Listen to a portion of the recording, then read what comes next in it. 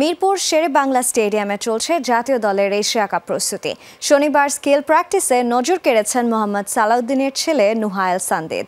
Net bowler হিসেবে জাতীয় দলের নেটে বল করেছেন বাঁহাতি এই লেগ স্পিনার। সানদিদের বোলিংয়ে মুগ্ধ head coach Phil Simmons.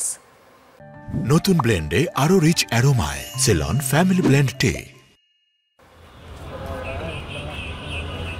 Soumya সরকার একটা সমস্যায় পড়েছেন, সেই সমস্যা সমাধানে হাজির মোহাম্মদ সালাউদ্দিন। সৌম্যকে সমস্যায় ফেলেছেন আবার নুহায়েল সানদিদ, স্বয়ং সালাউদ্দিন পুত্র। সালাউদ্দিন এখন কি করবেন? শিষ্যের সমস্যায় চিন্তিত হবেন নাকি পুত্রের সাফল্যে হবেন আনন্দিত?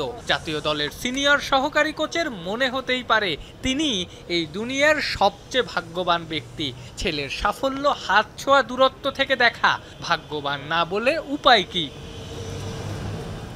শুধু সৌম্যকেই না, বাঁহাতি এই লেগ স্পিনারের ঘূর্ণি বিপদে ফেলেছে পারভেজ হোসেন ইমনকেও। সানদিদের নিচু হয়ে যাওয়া একটা বল খেলতে অসুবিধায় পড়েন ইমন। সমস্যা সমাধানে ছুটে যান হেড কোচ ফিল সিমন্স। এরপর লম্বা সময় চলেছে সিমন্সের প্রাইভেট ক্লাস, কারণটা ওই সানদিদ।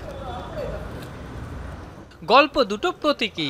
শনিবার মিরপুর একাডেমি মাঠে জাতীয় দলের নেটে 18 বছর বয়সী এই স্পিনার যাকেই বল করেছেন বিপদে ফেলেছেন। এমনকি সানদিদকে ফিল সিমন্সের মনেও ধরেছে। বার কয়েক ক্যারিবিয়ান এই কোচকে সানদিদের প্রতি মুগ্ধতা প্রকাশ করতেও দেখা গেছে।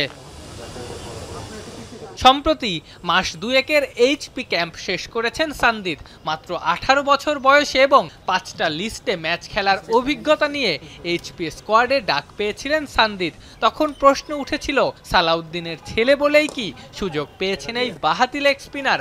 পরবর্তীতে জানা যায় ভিন্নধর্মী অ্যাকশনের বোলার হওয়ায় সিলেক্টরদের নজরে পড়েছেন সানদিদ। আফনান পিয়াল, যমুনা স্পোর্টস, ঢাকা।